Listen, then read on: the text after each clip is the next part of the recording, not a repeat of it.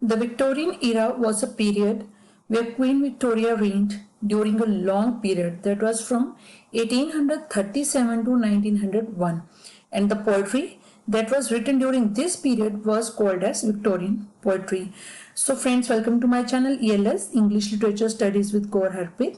Today I will discuss Victorian poets, and the poets I am going to discuss today are Lord Alfred Tennyson, Matthew Arnold and Robert Browning. So let's get started with today's topic. When Queen Victoria came on the throne of England in 1837, it seemed that English literature have entered into a period of lean years. Only sweet memories and we can say poetic fruitfulness of those romantic poets was left behind as a memory, right? And it seemed that no writer was there in England to fulfill their place, to fulfill the place of those romantic poets. But later it is Tennyson and Browning who tried their best to fulfill that empty place, right?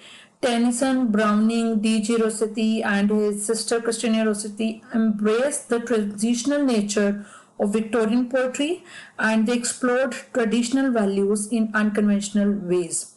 And Tennyson, Browning and all these embraced the transitional nature, and the Victorian poetry is divided into two main groups, that is the High Victorian poetry and the Pre-Raphaelites, right? High Victorian poetry deals with Tennyson, then Browning, all these deals with High Victorian poetry deals with all these, and the Pre-Raphaelites D.G. Rossetti and A.C. Swinburne. But my primary focus is on Tennyson, Browning and Matthew Arnold for today. But there are other poets like Elizabeth Barrett Browning, then Hopkins, then Rossetti, Swinburne. They are there to discuss. But today I will discuss only these three Victorian poets, right? So let's get started with Tennyson. Alfred Lord Tennyson, time period 1809 to 1892. Tennyson stood as the summit of poetry in England. He is one of the most prominent poets of this age, right? And it is Tennyson who held the title of Poet Laureate for over 40 years, right? And his poems are marked with the wide range of topics from romance to nature to criticism of political and religious institutions. And his poems, In Memoriam, dealt with Tennyson's exploration of his feelings of love, loss and desire. And if you want to know more about Tennyson, then you can check my video Tennyson as a lyric poet. I will provide you link in the description box that where I have already discussed it in a brief as a lyric poet, right? I would refer you to check that video also.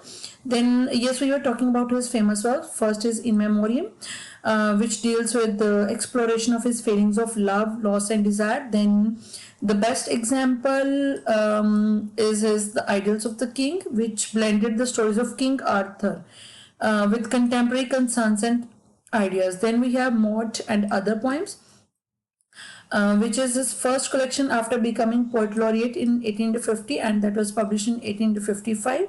And among the other poems was The Charge of the Light Brigade, right? Next is Matthew Arnold. Matthew Arnold's time period is 1820 to 1888, right? Matthew Arnold is one of the most influential writers of this Victorian age. He was an author of both poetry and criticism, and his literary career had begun in 1849 with the publication of his The Strayed Traveller and Other Poems, which attracted little attention. The Strayed Traveller and Other Poems, that was published in 1847. It attracted little notice, and then this work, this also, which was published in 1852, these two works have same fate, right? Had a similar fate, that these were not noticed at that time. Matthew Arnold has been held by critics as one of the representative poets of his age because of his poetry's difficult negotiations of the legacy of Romanticism, right? And his prolific prose include all these works, right? And the influence of Arnold's literary literary, social and religious criticism has been immense. His work appears so representative of his age because of its constant effort, because of his constant efforts to understand that age, right?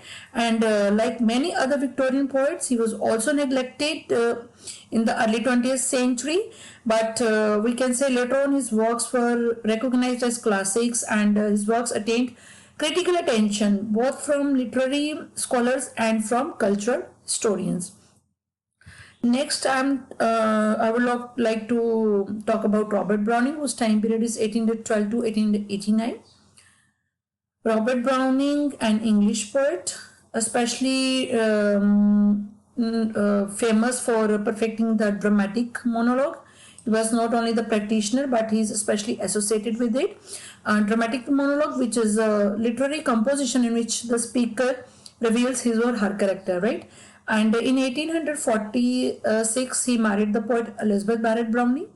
When other poets of his age, like Tennyson, they wrote in a style that moved apart from and above preoccupations of daily living, it is Browning who we can say delighted in the idiom of ordinary speech, right? Ordinary speech and in peculiarities of mind and objects, whereas other wrote in a style that moved them from the preoccupations of daily life. But it is Browning who delighted in the idiom of ordinary speech, that he preferred this ordinary speech, right? And then he reflected the new Victorian learning. He also wrote during the time period of Victorian England, right? But his work is simultaneously revolt against some of the most well-defined aspects of that time, which reflects his own characteristics. We can say that Browning was a man of his time. He reflected the new Victorian learning, and at the same time he questioned some of its assumptions on morality and behavior, right? In simpler words, actually during the Romantic period, poets explored the concepts of individuality as a key to transcendence, and Browning, as a great admirer of Shelley and Coleridge, he was a great admirer of them, but he never went full-fledged into romanticism, right? But he did recognize the power of hope and beauty that comes from self-knowledge, that comes from self-exploration. That is why he was a man of his time, right? So friends, this is all about Victorian poets. I've already discussed Tennyson and Matthew Arnold in detail. I actually wanted to discuss Robert Browning in detail as a Victorian poet, but it is going to be a lengthy video. I will discuss Robert Browning as a Victorian poet. I will definitely discuss in we can say full-fledged video. So I hope you will like the content, and if you like it, please hit the like button and share and subscribe my channel, and also check the playlist, or also check my description box so that you can get other related videos also. And thanks a lot for watching, and also hit the bell button to get notifications. Thanks friends.